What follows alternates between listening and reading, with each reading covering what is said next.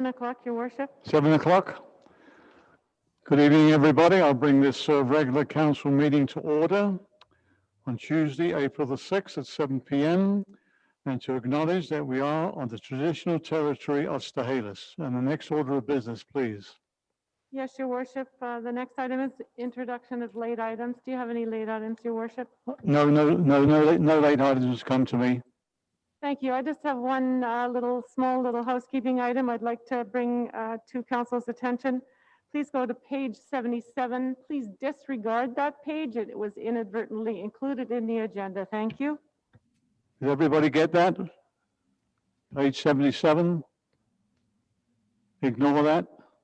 Yes. Okay, thank you. Thank you, Your Worship. Then could I have approval of the agenda, please? Moved by Councillor Piper, seconded by Councillor Vidal. Call the question. All in favour? Opposed, anybody? Everybody in favour? Thank you. Next order of business. Yes, Your Worship. We'll move on to number 4, adoption of council minutes. We have the regular council meeting minutes of March 15, 2021 here for adoption. Do we have a mover and a seconder for the minutes? Moved by Councillor Vidal, seconded by Councillor Piper. Any errors or omissions? Call the question. All in favour? Everybody in favour? Thank you. Next order of business, please. Yes, we'll move on to number 5. Is there any business arising from the minutes? Any business from council arising from the minutes? Being none, we'll move on, please. Thank you, Your Worship. We'll move on. We'll skip number 6 and number 7 as we don't have anything on the consent agenda, nor do we have any delegations or petitions this evening. Moving on to number 8, correspondence. We have several items on the list here. We have a letter dated February 12th, 2021 from the Harrison Art Show regarding pay parking start date and the Harrison Art Show. We have a letter dated March 10, 2021 from the Village of Belcarra to the Honourable Nellie Shin, Member of Parliament, regarding Belcarra Council motion endorsement of 988 crisis line intervention. We have a letter dated March 16, 2021 from the Miami River Streamkeepers Society regarding the Miami River Greenway completion. We have a letter dated March 17, 2021 from the City of Prince George to the Honourable Patty Hadju, the Minister of Health, regarding opioid crisis and call for overdose action plan. And we have a letter dated March 17, 2021 from the City of Prince George to the UBC Utilities Commission regarding the British Columbia Hydro and Power Authority 2020 street lighting rate application. We have a letter dated March 18, 2021 from the District of Sicamous to the Honourable Katrine Conroy, Forest Lands Natural Resource Operations and Rural Development Ministry regarding aquatic invasive species enforcement.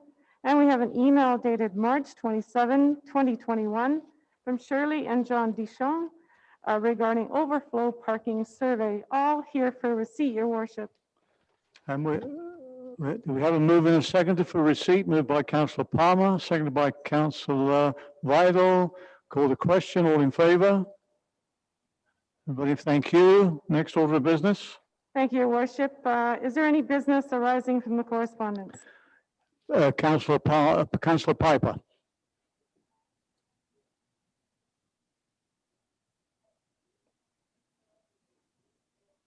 Yes, Councillor Piper. Thank you. Just waiting to be unmuted by the host. I have a few items. So I will start with item 8A, which is the letter from the Harrison Art Show. I just want to thank Ms. Dolman and the Harrison Art Committee for their efforts and commitment to the annual Harrison Art Show. And I applaud their optimism for the thought of having an event proceed this year. And if, and I stress if, the event can proceed within health restrictions that may be in place during the month of May, covering that weekend for the art show. I think the municipality should work with the art show and secure parking as requested in their letter. Therefore, I make the following motion. that staff monitor health orders covering the time period of the Harrison Art Show and work cooperatively with the Harrison Art Committee to block off required parking areas as outlined in the Harrison Art Show letter dated February 12th, 2021, signed by Marg Doman. Is there a seconder? I'll second. Okay, Councillor Vital seconded. Discussion. Yes, Councillor Vital. Thank you, Your Worship. Through you to staff. I'm wanting perhaps a little bit of clarification in the letter. Is the setup for the art show usually occur on the Thursday, or does the setup take place through the whole weekend? Does have any comments on that from staff? I don't have any details, Your Worship. Perhaps the community services manager may. I don't know. Okay. Mrs. Manager may have a comment on that. Michelle? Typically, people who rent the hall get the keys the night before. So if their event is scheduled to begin on a Friday, they likely could be setting up on the Thursday night. Pay parking only runs until 7 o'clock p.m., so they wouldn't have to worry about that and need the evening before. Okay, thank you. And there was some reference made in the letter to blocking off Lillooet. And I'm not sure that that is within our jurisdiction to do that, but I know that area right behind the Memorial Hall on Lillooet, I feel that that could be used. And there is also the loading area. That's the area that's the area that's given me by the in-council. Behind the Memorial Hall, that's the area they're relating to. That's okay, good. Thank you for that clarification. I would like to see if the event goes ahead that I agree with Councillor Piper to come to some arrangements. I know it's a tremendously popular event. So I will support Councillor Piper's motion. Thank you, Your Worship. Any other comments from councillors? Councillor Palmer. I think it's unlikely that it would go ahead. I'm just was wondering, what is our policy on Memorial Hall rentals at this stage? I know that we haven't been renting it out. What would be the criteria that would allow the village to allow an event to go in there? I know that maybe that's one for the administration, but I'm just curious what criteria we would have. Unless, Sarah, you want to comment now? Sure. I say, unless the official health orders change, there'll be no events. Is that correct? Yes, that's correct. Okay. And You're coming, if I may, I think so. If it could go ahead, I agree. I think it's great, and having it be successful would be great, and providing parking would be fine. I just want to make the point, though, if we make this accommodation on parking, then we should be considering doing it for the other events that happen over the course of the summer as well. I don't know how we pick one event and say, well, we'll provide you with some free parking for your vendors, but we don't do it in the other summer events if in fact they go through. So just want to make the point, we have to remember, I'm not opposed to it, but I just want to make sure that we're recognized that there's a fairness issue here for the other events as well. and the Thank you. CAO has a comment. Councillor Palmer. Oh, yes, I can provide some clarification on that point. We don't make parking accommodations for private events. There is some accommodation for the Harrison Festival, just for vendor setup in the morning, with respect to delaying the paid parking, giving some temporary paid parking passes for that, which is a village-sponsored event. But never in the past have we waived any paid parking provisions for private event. If I may, that was actually the event I was thinking about, the summertime arts event as well, and because obviously there's a lot of vendors at that time as well.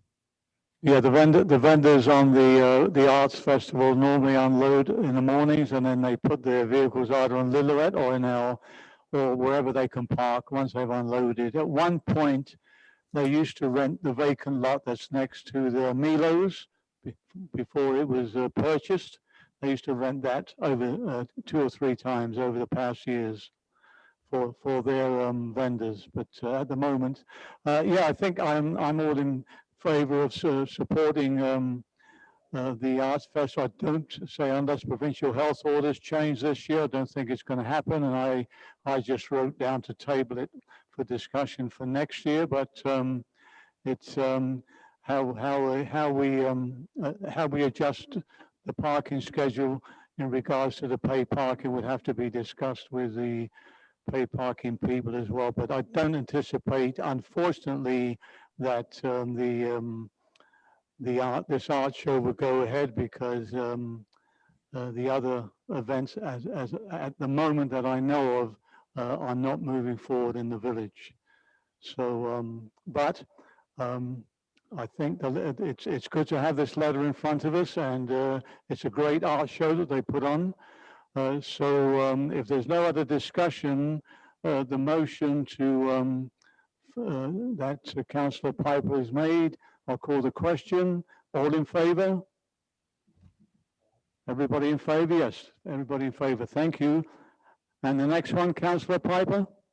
Thank you, Your Worship. On item 8B, I'd like to put forward the motion that we send a letter of support to the village of Belcarra, expressing our support of a national 3-digit suicide prevention hotline throughout Canada.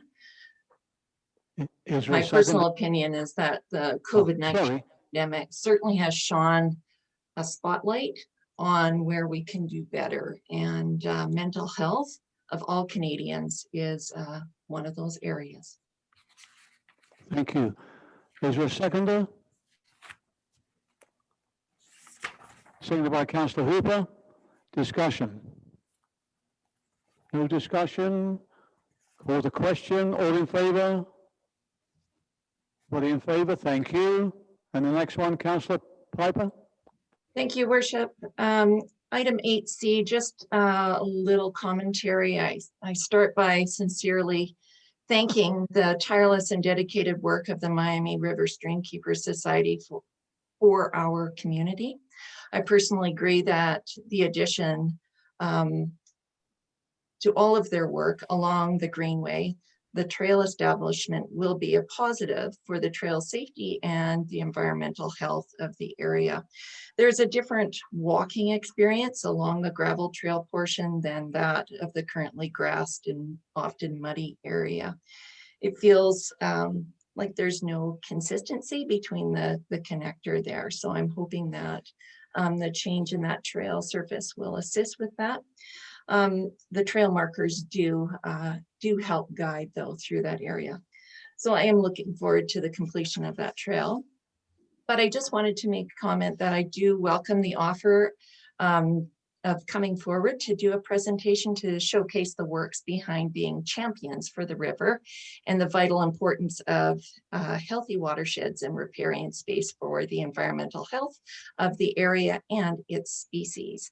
So I trust that staff will happily accept their application to attend as a delegation at a future meeting. And once again, thank you for their dedication to our community and all of their tireless work. Thank you, Councillor. Any other business on the correspondence? Yes, I have on item 8E.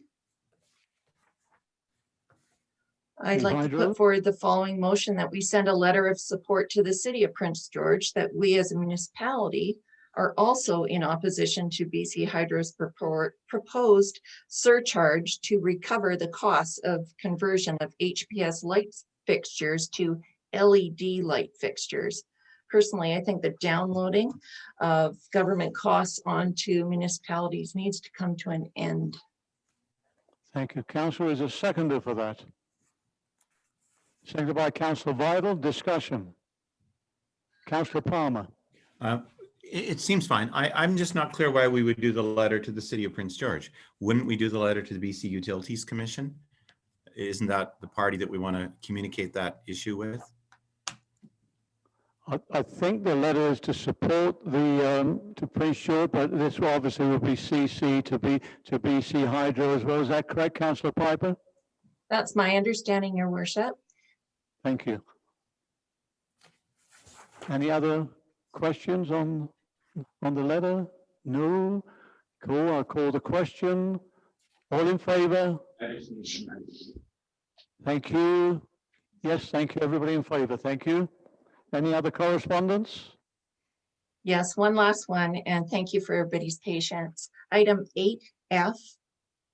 I would like to make a motion that we send a letter of support to the District of Sicamous regarding their resolution on an aquatic invasive species enforcement initiative. Thank you. Is there a seconder for that? Councillor Vital seconded. Discussion? No discussion. I'll call the question. All in favor? Everybody in favor? Yes. Thank you. Passes. Any other correspondence from councillors? None being, I would just like to bring up the last one, item 8G from the Dijon, Shirley and John regarding the overflow parking survey. I would like to just ask our manager of community services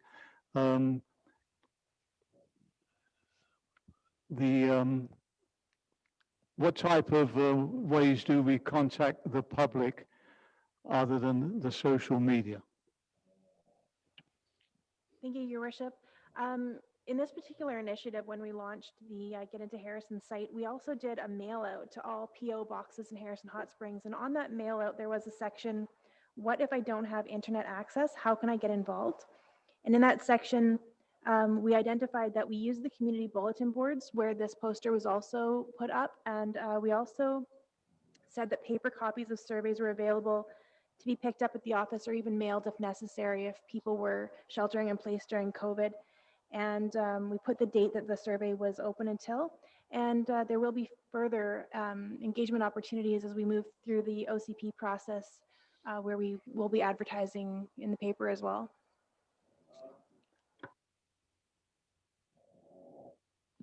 An original mail out then in that regards, because I believe that the post office does have certain rules there in regards to mail in your boxes.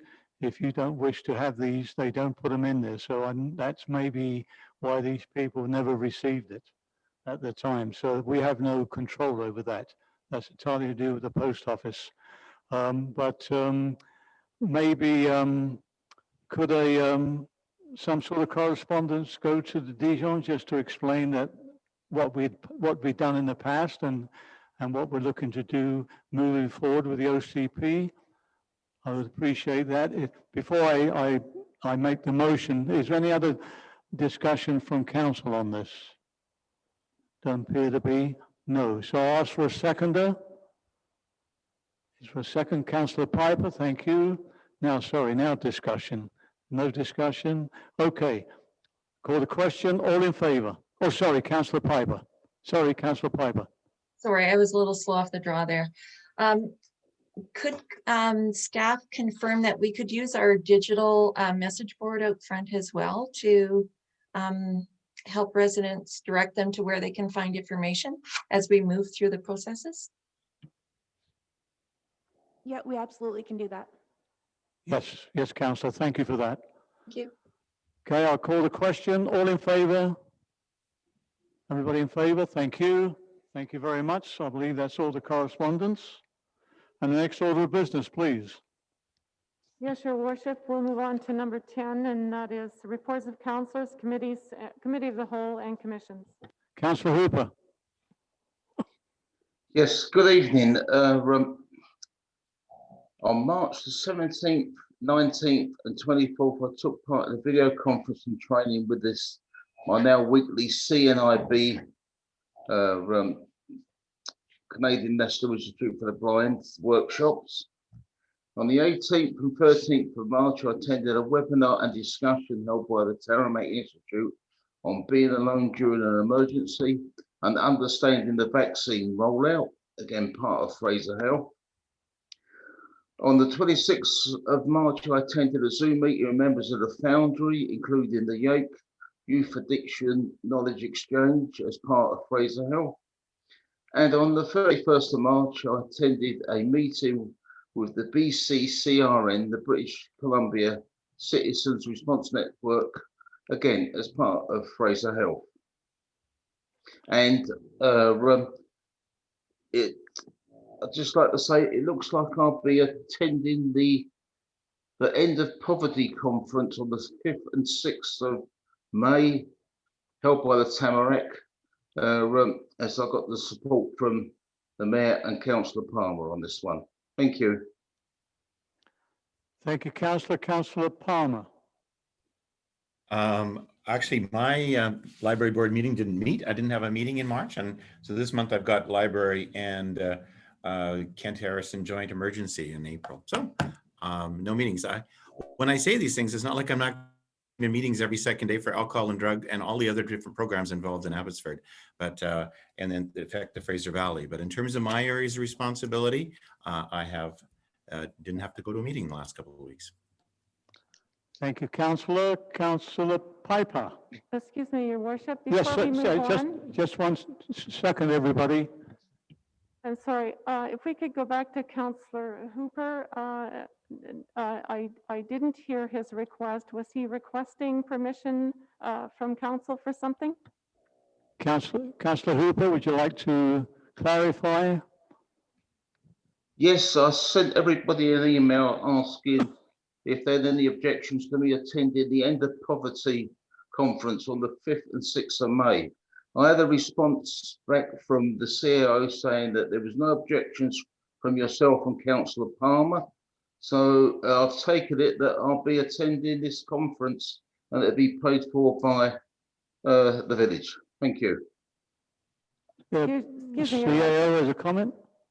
Yes, Your Worship, thank you. I'm sorry if there is any misunderstanding, but the last communication I had from you, Councillor Hooper, I think you indicated that you would request for financial support for this particular event. If you could just perhaps put a motion forward, if someone could put a motion forward, and if you could clarify what the cost will be, so we could get a motion of support so that we can reimburse you your expenses. I'll move it. How much was it, Ray? It was $199. I'll make that motion. Thank you. Is there a seconder to the motion? I'll second. Second by Councillor Vidal. Discussion. Councillor Vidal. Thank you, Your Worship. Through you to Councillor Hooper. Just wanting to know what you see as a benefit to come back to the village by your attendance at that seminar. Thank you. Hooper? Sorry, I was having trouble hearing, Councillor. Yeah, would you just like to clarify what the conference is about? And Councillor Vidal asked what benefit would come out of that for the village? It's to working towards the end of poverty, and it'll be attended by a number of elected officials from government down to municipalities. And we'll be getting involved in how to deal with poverty and how to deal with those that are on the borderline. Councillor Vidal? Yes, thank you, Your Worship. Thank you. Councillor Piper? Thank you, Your Worship. Through you to Councillor Hooper. I just have, I'm kind of scratching my head. So you represent, in your email, I believe that you said that you were elected to their board or a certain position. So I'll take that as you're representing the village on this, at this organization. Is that correct? No, it's part of my duties as the Fraser Health. Fraser Health support the Terramac Institute, and this is just to discuss how we can get people and prevent people entering the poverty. Okay. And it's thank going to be attended by elected officials from municipalities up to government. Wasn't there something different, councillor Hooper, that you, I can't, I'm sorry, I can't hear wasn't you. there something else, councillor Hooper, that you had mentioned some time back that you were you had been asked to be on the board of something? I was originally, yes, but I'm into, how can I put it? Not receiving funding from the last one. I decided to end that one. Okay, So thank you. I am on the board of a number of other committees and institutes, but they're not part of my portfolio. But this Okay, one thank is. you. Councillor Palmer, did you have your hand up there? No, no, sorry. Councillor Piper? Yeah, I'm sorry to delay on this, and it is a relatively low amount. I'm just curious because often, like when I look back through the rest of our council meetings and the areas that you report on in your councillor report, I just don't see many of those fitting within the portfolio that's listed under your name. So that's kind of why I'm a little bit confused. So like reporting that you've gone to block watch meetings and meeting with the RCMP, that sort of thing. So that's kind of why I'm just curious, because usually when we're in attendance, we're representing the village. So I just wanted a little bit more history there. Thank you, councillor. Any further discussion? So I'll call the question. All in favour? Opposed? Councillor Piper opposed. Thank you. Motion Thank you. passes. And now we have Councillor Piper.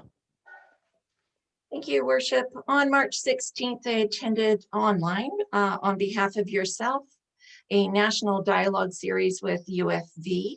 The purpose was a brainstorm session of sorts on how UFV can partner with communities to build up after COVID. Various organizations were represented, and we focused basically on 3 areas of discussion: economic, environmental, and cultural and social. On March 18th, I attended online the Citizens Advisory Committee meeting with Mountain Institution. A decision was made prior to the meeting date by Fraser Health that COVID vaccinations will be made available for staff working with offenders.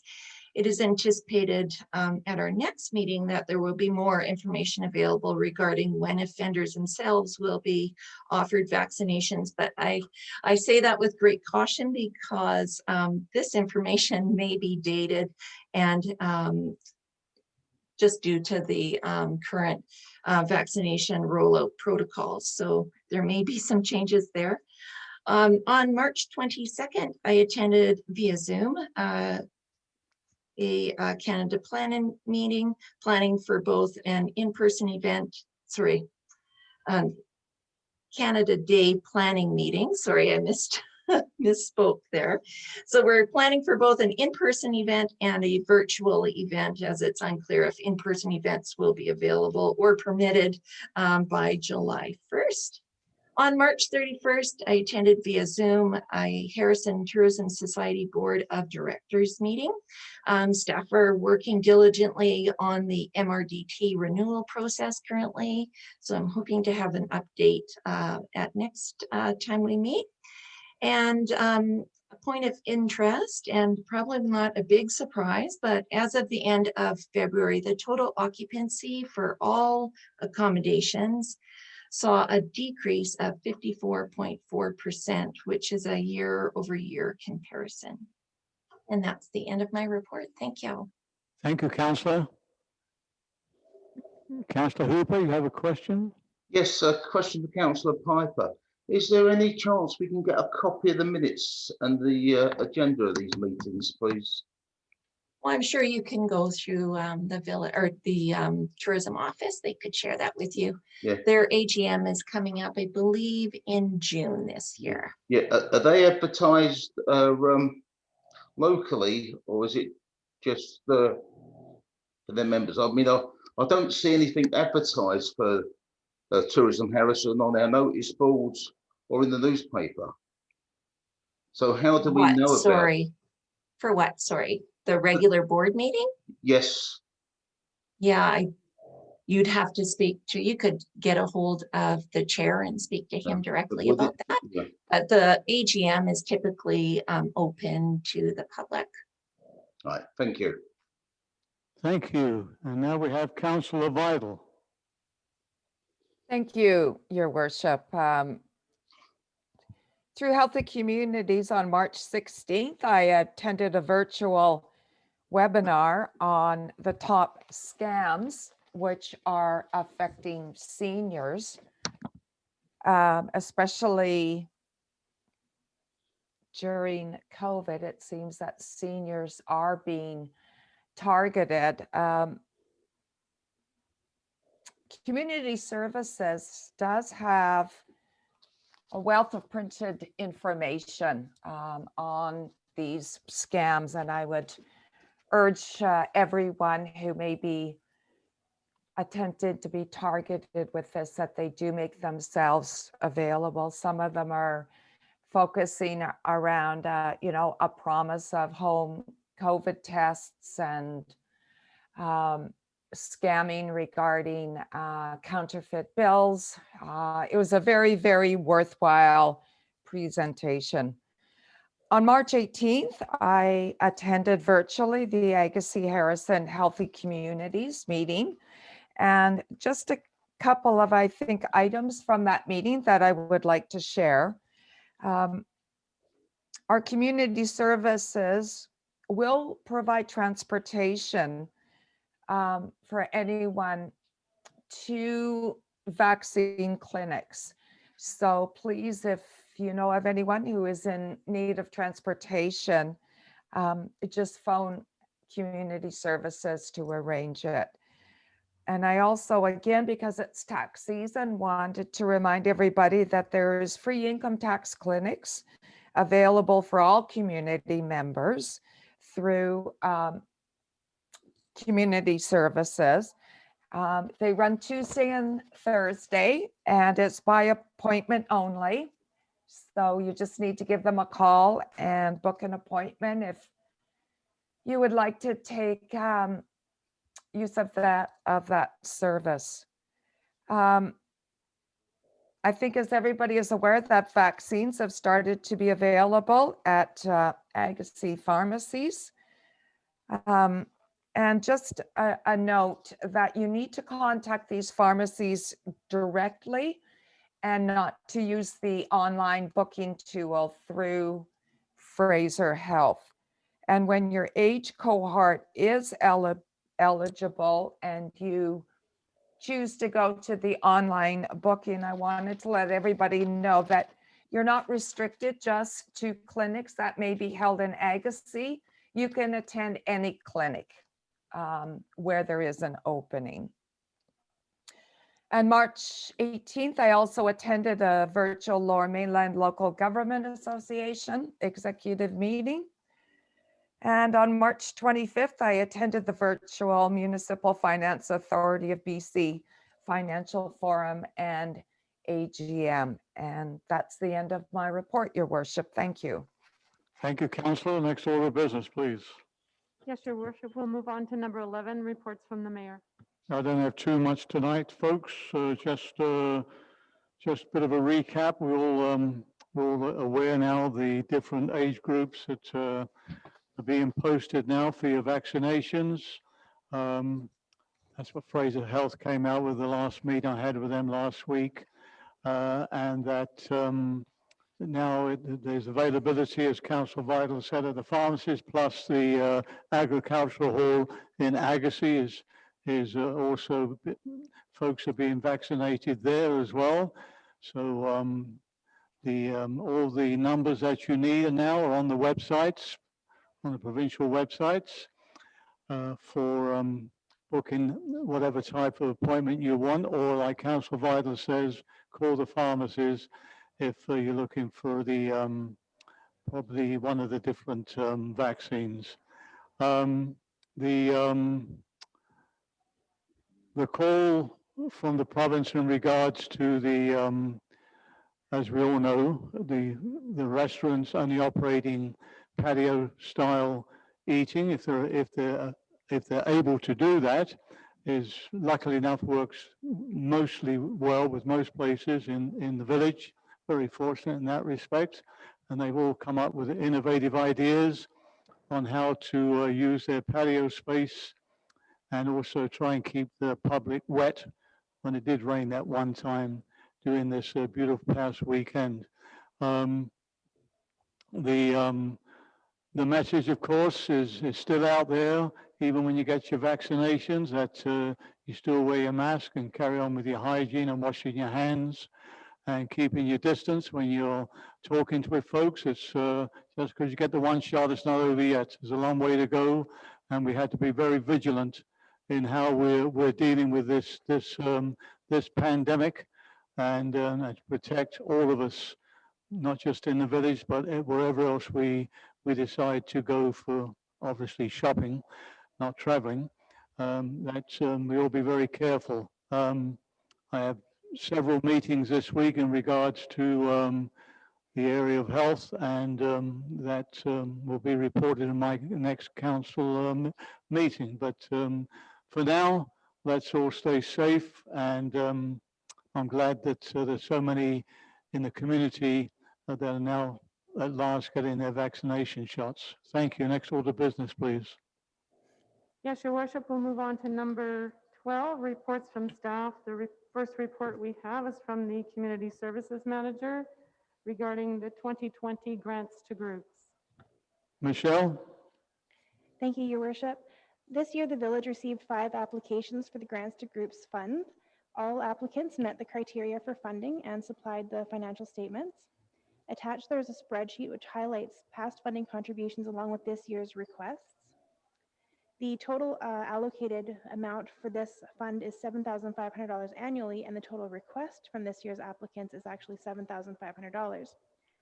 The community groups projects were Agassiz Harrison Community Services Drive for You program, Earthwise Society, Agassiz Farm for their Earthwise Discovery Tour, Agassiz Harrison Aquanaut Swim Club for heavy vinyl backstroke flags to prevent injuries, Storytime in the Park run through Agassiz Harrison Community Services on behalf of the Fraser Valley Regional Library, Agassiz Branch, Seabird Island Band, and Chilliwack Child Development, and the Kent Harrison Arts Council for educational programming and workshops, artists in residence, and running the art gallery.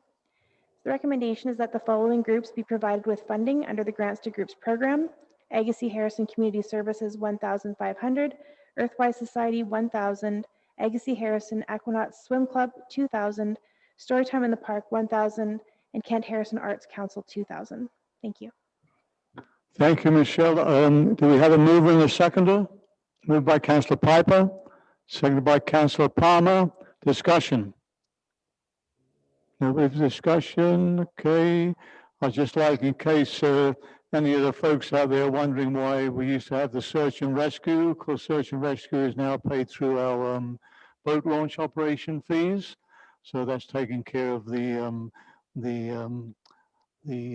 grant to the search and rescue, and that's a great way to for these people to receive the funds for the amount of work they do out there on the lake. I think it's fabulous, and God bless them all. Call the question. All in favor? Everybody in favor? Yes, thank you. Motion passes. Next order of business, please. Thank you. We'll move on to the next report, also from the Community Services Manager regarding the grants policy. Michelle? Thank you, Your Worship. Currently, the Grants to Groups program intake is between October 15th and November 15th each year, but the applicants are not actually notified until April of the following year. The approval process is delayed because it's dependent on the approval of the annual budget. And furthermore, under the current policy, applications are accepted prior to the budget being adopted. So staff is recommending some changes be made to this policy in that the application period be changed to March 1st to 31st, that staff will review all applications and report to council with recommendations after the budget is adopted and some housekeeping items. The policy is attached with proposed changes highlighted in red italics for council's consideration and review. And should council approve this amendment, the next intake for grants would occur in 2022. The recommendation is that the amendments to grants policy number 1.02 be adopted. Thank you. Thank you, Michelle. And do we have a mover and a seconder? Moved by Councillor Vidal, seconded by Councillor Piper. Discussion. Councillor Palmer. I think the changes are good. I think it needs another change, to be honest. I looked at this in terms of the purpose, and of course, this hasn't been changed since 2010. And so we're putting groups offering events and services that facilitate arts, cultural, recreational, or social service functions that benefit Harrison Hot Springs residents. I think in that list, it should say arts, cultural, recreational, environmental enhancement or social service functions that benefit Harrison Hot Springs residents. So that if stream keepers or another group that are working with our streams or any environmental issue in the village, that's the only way they would qualify. So I would like to add in the words, I'm going to move an amendment. I'm going to move an amendment that the words, after the words arts, cultural, recreational, the words, environmental enhancement, or social services. So I would add those two words in as my amendment into the policy. Thank you. Do you need a mover for the amendment, or is it because it's just something that staff can change on? Your worship, if council is in agreement to this, I consider this a pretty friendly amendment. If they all agree, we could do it as amended. If we all agree it can be done as a friendly amendment, is that good enough for Councillor Palmer? Yes? Everybody else fine with that? Yeah, that's fine. Thank you. Thank you. So any other questions on this? So I'll call the question. All in favor? Everybody in favor? Thank you. Next order of business. Thank you, Your Worship. We'll move on to the next report. That's of the financial officer. This is regarding the 2020 audited financial statements. Ms. Jones? Thank you, Your Worship. This report this evening brings to you the 2020 audited financial statements. Section 167 of the Community Charter requires that municipalities submit audited financial statements to the Inspector of Municipalities by May 15th of each year. The recommendations this evening will be that the 2020 financial statements of the Village of Harrison Hot Springs be approved, and that the independent auditor's report be received, and further that the independent auditor's report be attached to the approved financial statements of the Village of Harrison Hot Springs. We have a recommendation. Moved by Councillor Piper, seconded by Councillor Vidal. Discussion. By the way, we do have the auditor on board in case council wishes to ask any questions. Thank you. Thank you, Your Worship. Yep. What I'd like to do before the auditors discuss their audit is just talk about the financial statements a little bit and some of the highlights from this year. This 2020 was a challenging year for the Village of Harrison, for British Columbia, Canada, and the rest of the world due to the impacts of the COVID-19 pandemic. With facilities closed and events cancelled, the impact on revenue was unknown. So here are some of the highlights of what we experienced here in the village in 2020. With regards to our revenues, current property tax payments were received on time, resulting in less penalties and a drop in revenue from penalties by 55%. Previous years saw $38,000 in current property tax penalties, and in 2020 we received $17,000. The village had mitigated the impact of this type of decline by not relying on penalties as a regular source of income.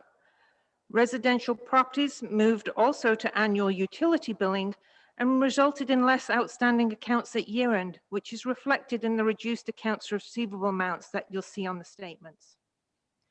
Utility payments for the commercial sector showed more delayed payments in the first quarter, resulting in more utility penalties in quarter one.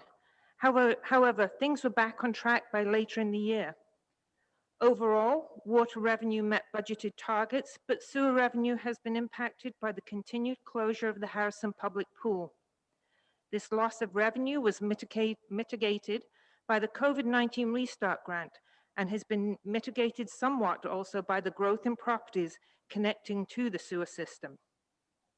Expenditures were being monitored closely to ensure that they stayed within budget levels and can be adjusted if revenues continue to be impacted in 2021. Investment income will continue to be impacted by significant drops in interest rates achievable on investments. However, the village was conservative in budgeting for investment income, so the reduction will not be a direct impact to taxpayers.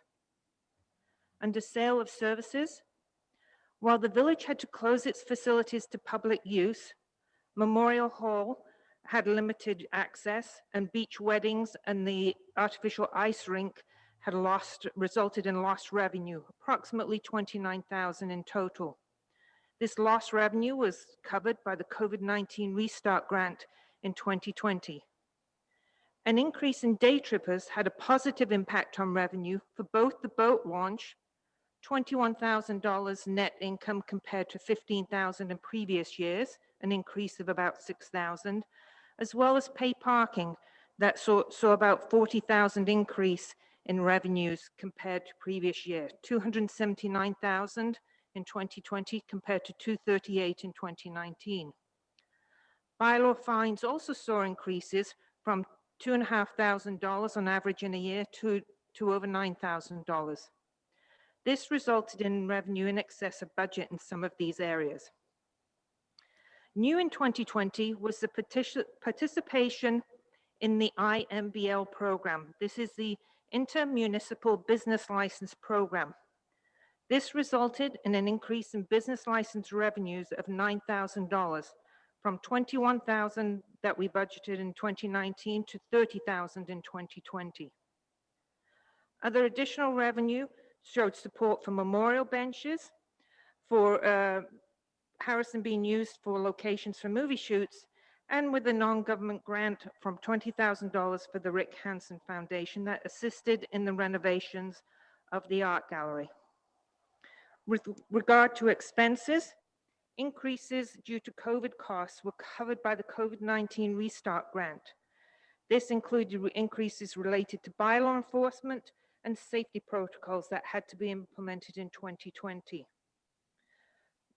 Most of the categories of expenditure showed actuals below budget and were in some cases as a result of deferred spending being curtailed during the early uncertainty of the pandemic, as we were unaware of what our actual revenue flows would be.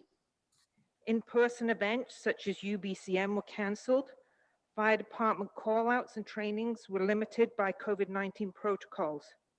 Where possible, focus was put on essential services and adapting to daily changes in requirements to meet operational needs. These are just a few of the highlights for what the village experienced this year, in 2020, sorry. As far as our capital expenditures, all the projects were within the budgeted allowances and did not go over budget. That's a summary, essentially, of what we experienced this year. If council has any questions prior to the auditor, or the auditors can continue on with discussions on the audit. Thank you. Does any councillor have any questions for the financial officer? Councillor Piper. Great presentation to the financial officer. Just, I wonder if our minutes should reflect that our fellow councillor Hooper is no longer in the meeting, unless he's, I saw his screen go black and then it disappeared. So I don't know if our minutes need to reflect that or not, but I don't have any questions for staff. Thank you for the presentation and the details. Thank you. Any other questions for the financial officer from council? Okay. Ms. Jones? Thank you, Worship. At this time, I'd like to invite the auditors from BDO, Brian Szabo and Kayla Northcott, to join us for a discussion on their audit of the 2020 financial statements. Thank you. Good evening, Brian, and good evening, Kayla. Thank you, Your Worship, and thank you, Council, for the invitation to speak with you this evening. It was a more challenging year for the audit process as well as it was a challenging year for the village, given that we had to perform the audit remotely and use virtually entirely electronic means to communicate and exchange documents. But it was a process that was well accommodated by village staff, and I do want to thank Ms. Jones and her staff for the efforts that they put in making sure that the audit went smoothly, that our questions were answered, that the documents that we required in order to conduct the audit were provided to us in a timely manner.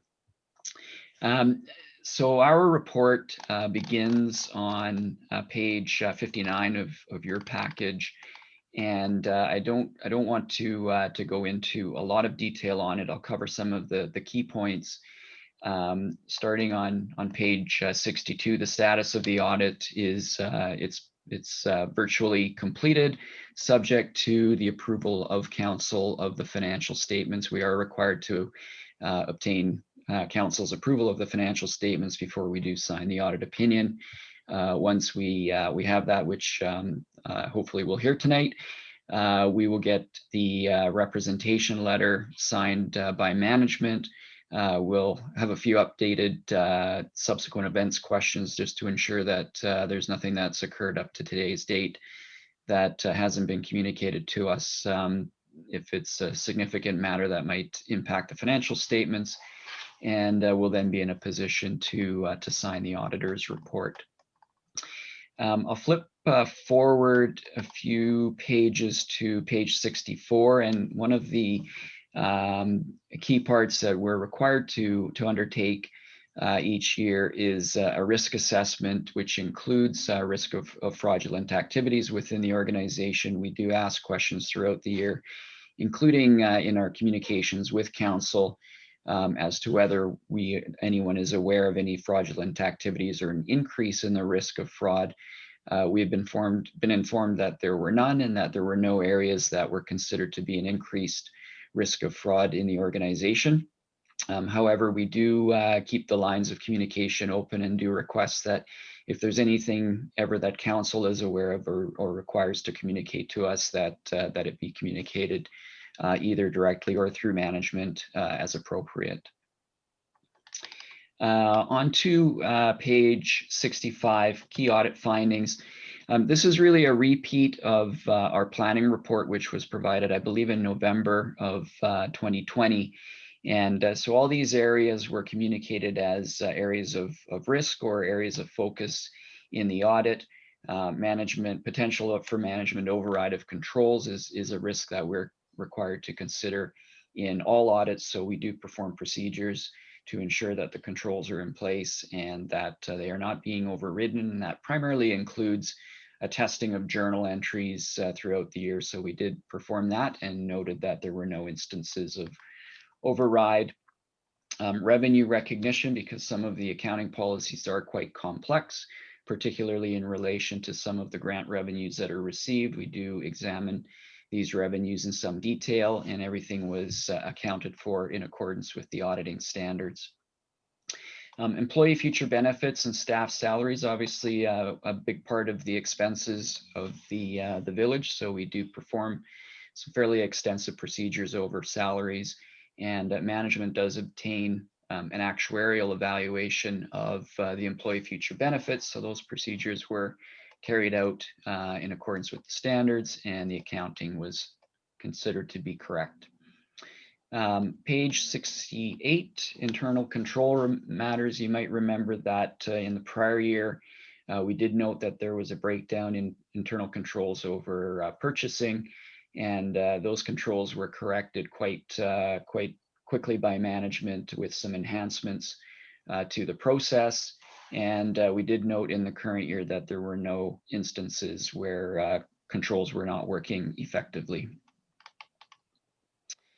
Page 69 is a rundown of required communications from us to yourselves. So that's just a list of items that we're required to communicate to you. In essence, what that all says is there were no additional issues in terms of conducting the audit. The following pages, starting with Appendix A, this is the written representation letter. We're required to obtain this on all audits, and it just is a confirmation of various things that we asked during the course of the audit. Primarily that management has provided all information to us. They're not aware of anything that they have not disclosed to us during the course of the audit. So we will obtain that signed at the completion of the audit. And following that is the management letter, and there are no items to communicate in the current year in terms of control weaknesses or improvement points. The independence letter follows that. This is also a required communication. We're required to communicate in writing every year that we are independent from the village, and so that is provided in writing on that letter. And it looks like that brings me to the end of the report. And so I am happy to respond to any questions from Councillor Mayer. Any questions from Councillor for Mr. Zabel? Councillor Vidal. Thank you, Your Worship. Through you to Mr. Zabel, I just thank you for your report, and it continues to astonish me in some ways that the need to pivot and find accommodations to ensure that the business of the village carries on during these somewhat crazy times. And I also wanted to extend a thank you to our financial officer. You indicated as usual, and as I would expect, that there was tremendous cooperation between our financial officer and the rest of our staff to allow you to do your work. So thank you very much. Well, thank you. Through the mayor, indeed, that definitely was the case, and I usually judge how well an audit is going by how many times I'm drawn into it during the process, and happy to say that there were only 1 or 2 times that my input was needed, which tells me that there was a very good process and virtually no issues that came up. And one of the things that we have implemented in the last couple of years and improved on last year is an electronic and a secure portal for information transfer. And that has really proved to be a godsend for us, that we're just able to set that up for management to transfer documents in securely and be assured that it's well protected. So that worked well, and I can tell you that when we were sitting here in this format last year around this time, I never thought that we'd be sitting here a year later in the same format, but here we are, and we've certainly found a way to get the job done and do it efficiently. Thank you. Any other questions from council? None being? Okay. Brian and Kate, I want to thank you very much for attending the Zoom meeting this evening. It's very gratifying when I'll put it as simple as I can, a clean bill of health, I suppose. That's the only way I can put it. And yes, a big thank you to our financial officer and staff for the work that they do to keep everything in the right place for the village and the taxpayers. Thank you again, and stay safe. I'll just hang on until I hear the council approval. Yes, certainly. Okay. And the next order of business is we've had a move and a second, correct? Yes, Your Worship. Just need to call the question. Call now for the approval. All in favor? Okay, everybody in favor. Thank you. All right. Thank you very much, Your Worship and Council, and stay safe yourselves and hope to see you again soon. Thank you. Bye now. Okay, take care. And the next order of business, please. Yes, thank you, Your Worship. We'll move on to number 13. This is bylaws. We have a report of the planning consultant regarding the development procedures amendment bylaw. Mr. Cussy? Thank you, Your Worship. This evening, we're seeking approval to amend the village's development procedures bylaw number 1090, 2016. As per the requirements of the Local Government Act, the village has in place development procedures bylaw number 1090, 2016. And as we all know, this bylaw is required as the village has in place both an official community plan and a zoning bylaw. As this bylaw is 5 years old now, an administrative review was completed and it was determined that various updates were required. And out of those updates and new definitions and everything else, there's 7 changes that we are envisioning for the bylaw. The first one being is we revised the definition of a highway so that the definition is the same as the one used in the current zoning bylaw, because there's nothing worse than going out to a situation and in one bylaw you got one definition, and then in another bylaw you have something completely different. So it's best to make sure that they're all speaking the same language. And we've added as point number 2, and it added a new definition of works and services, and this definition was taken from the new draft subdivision servicing bylaw. So that's again the same thing. We're using the same consistent definitions through the subdivision servicing bylaw as we have in the development procedures bylaw, so everybody knows what we're talking about. And so we did the amendments as outlined in the amendment bylaw in section 2.2, 2.4, 2.7, 2.12, and 2.15.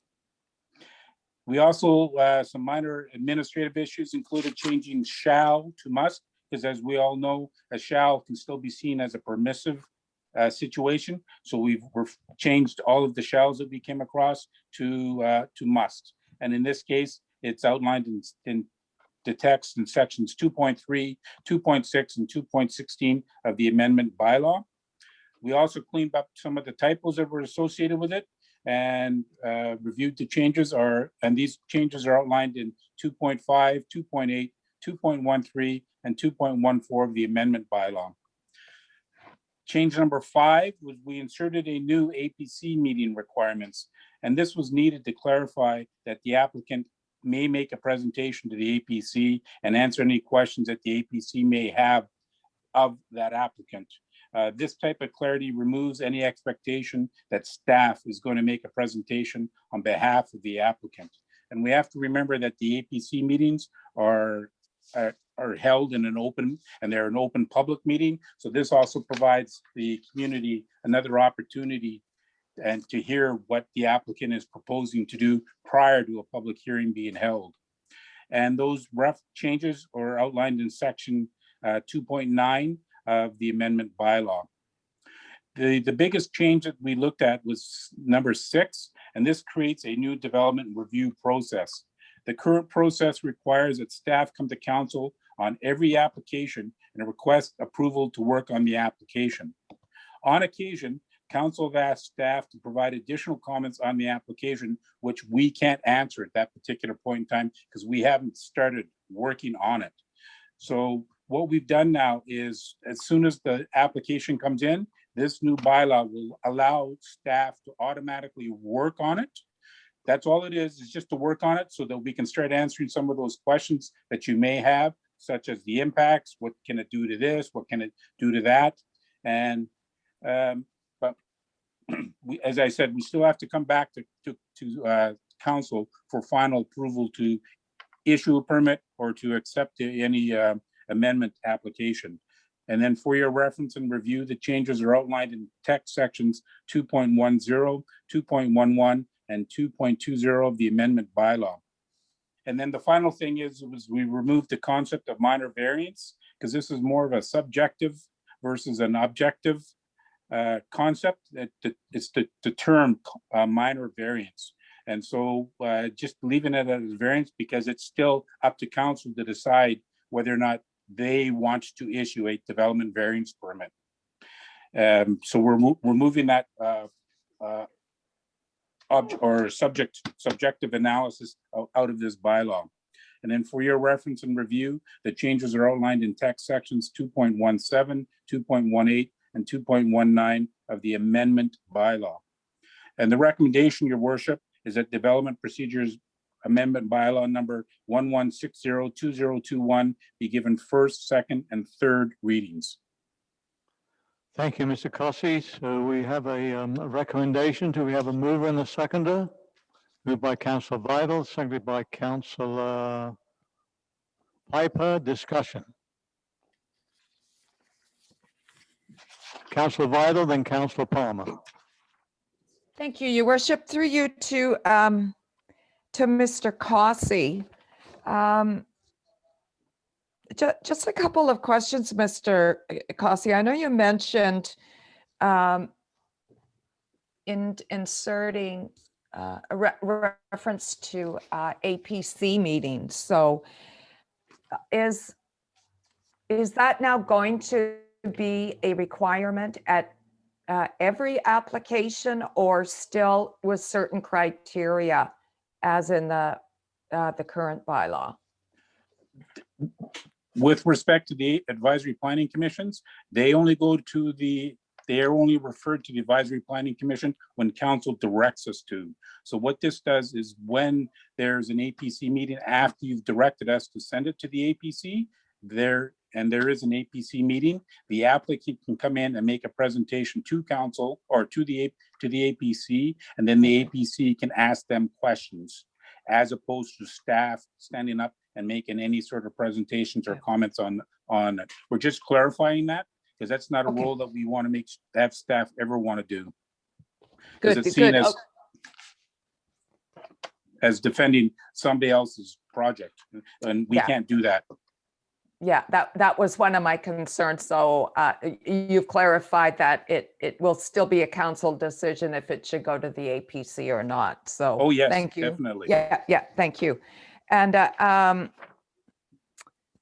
on page 79 under 2.10, sorry, 2.11, you're requesting to include under number 13.1, including any potential impacts that the development may have on the neighborhood or on the operations of the current services provided by the village. I find that a little bit subjective, and wondering if you could just elaborate on sort of like what the intent of that Yes, addition is. it's inside of the Local Government Act now, under the development approval information requirements. There's certain things that can be addressed, such as the roads, the sewer and water operations, how it's going to impact could even, if you wanted to get into looking at impacting how the school's going to operate. So it's just more along the lines, we're going to be looking at natural environmental issues. We're going to be looking at the built environment, going to be looking at height. You know, if over here it's 14 meters and then these people are proposing 37 meters, you know, what are the visual impacts? So it's on a case by case. Okay, thank you. And one more question, your worship, if I may. Yeah, please carry on.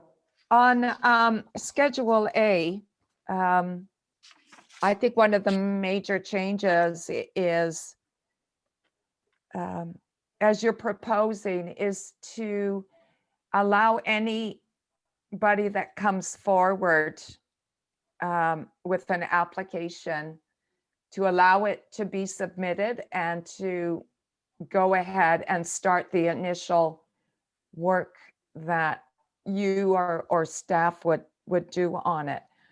I actually want to say that I like this idea, because I think that every person that brings forward an application should be respected and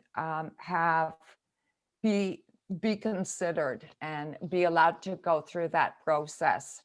And you've clarified that still that at a certain point that there will be council's decision whether it goes forward or not. But I found sort of like that, and that sometimes if it's presented to council for authorization to work on it, exactly as you said, you don't have the answers to the questions that council may have because you haven't begun to work on the project or on the file as of yet. So I very much approve that change to Schedule A. So thank you, Your Worship. That's all I have. Thank you, Councillor. Councillor Palmer. Thank you. To Mr. Cossey, you gave me a bit of work. Sorry. Yes, because in order to make this make sense, I pulled bylaw 190 out and actually went through and inserted all the words you wanted to change in it so that I could see the consequence of everything. It might have been easier to have a track change version attached. But in any event, I went through and I have different similar issues or matters, similar matters to Councillor Vital, but a different view of it. The APPC, I understand the change you made at the provision with regard to the APPC, and I don't have a problem with that, but it does seem to me that it would be helpful to put in some criteria as to when the APPC or APC would be involved, and rather than just leaving it for a council referral. I think it's an underused committee, and that's one thing that I think there should. You're doing a lot of housekeeping here, but you are making a few substantive changes, and that's an area that I wish there was a substantive change to give some guideline as to when APC would be involved.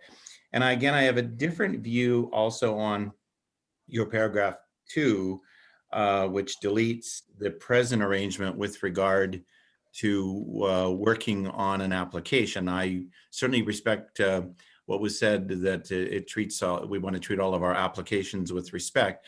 On the other hand, and generally we have, when applications that come forward at the beginning as to whether we authorize you to work on them, generally it's a very low standard we have in terms of, yes, that sounds reasonable.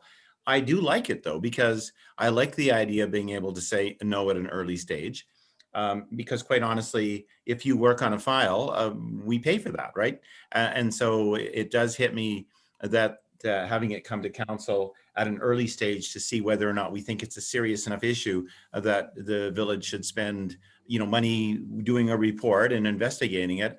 I think that's useful. So I would prefer, my thought is I'm not in favor of that particular change, even though I know that it brings the matter one more time, but it also gives us an early warning that this is a matter that's coming forward, and that's helpful. And then we at least get to weigh in on whether or not we want to have you work on it, even though several times I've thought yes, even though I think I don't know that I support this, but I want to see more. So yes, sometimes we want more, but I do think it's nice to be able to look at it at an early stage and say, no, this isn't something that we would entertain, so let's not spend any money on it. So those are two issues that I do have. I don't support the change in 210, I guess in 211. And I wish that we could have some criteria for APC with the change when we're talking about 2.9, so that it was more, it did provide a criteria so that it wasn't just up to council to forward APC. It would be helpful, I think, a lot of times to just have that happen. I think we're underusing APC. So those are two concerns that I have. The rest is mainly housekeeping and changing words, and I like the changes. All the small changes I like. That's really useful. But those two that I view as substantive, I'm not supportive of. Thank you. Your Worship, may I? Yes, Mr. Cossey. Yes, Councillor Palmer. No, carry on, Mr. Cossey. Okay, thank you.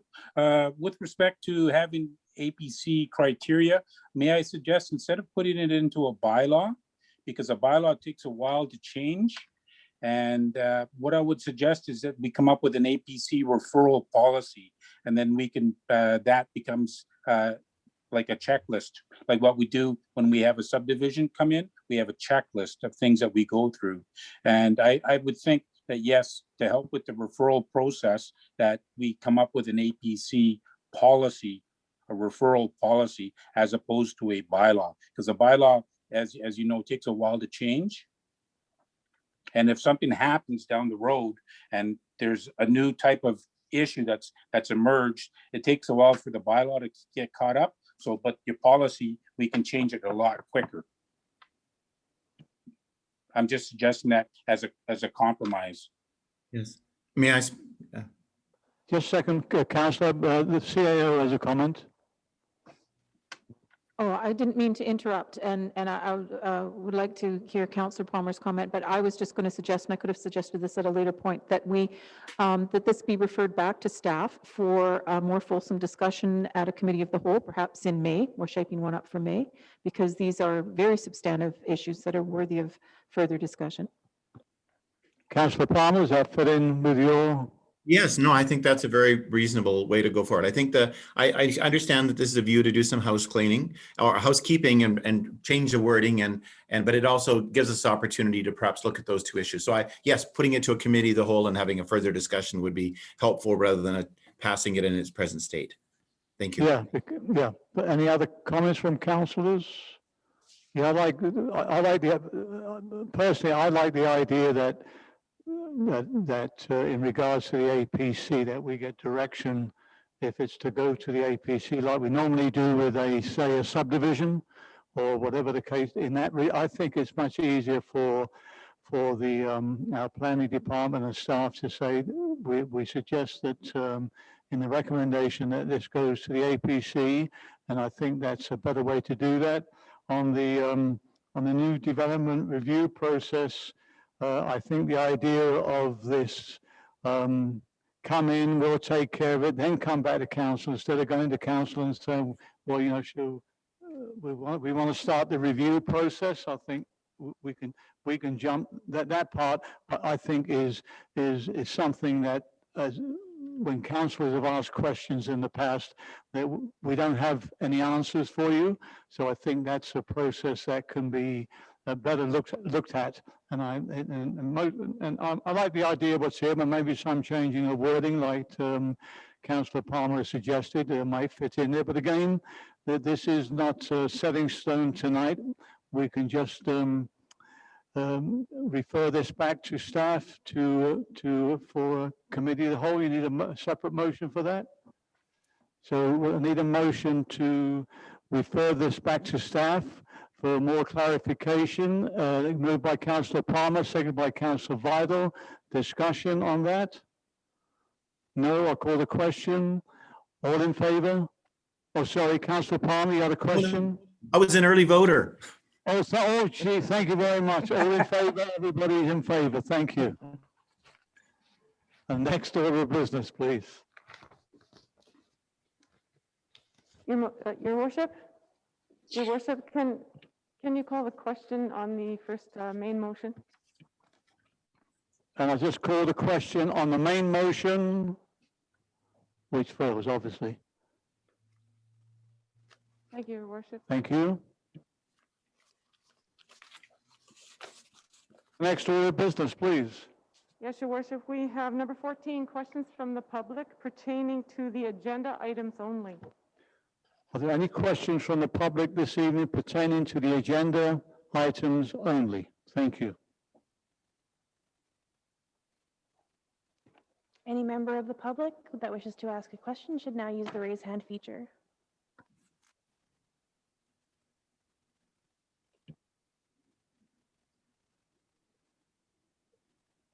There are no questions.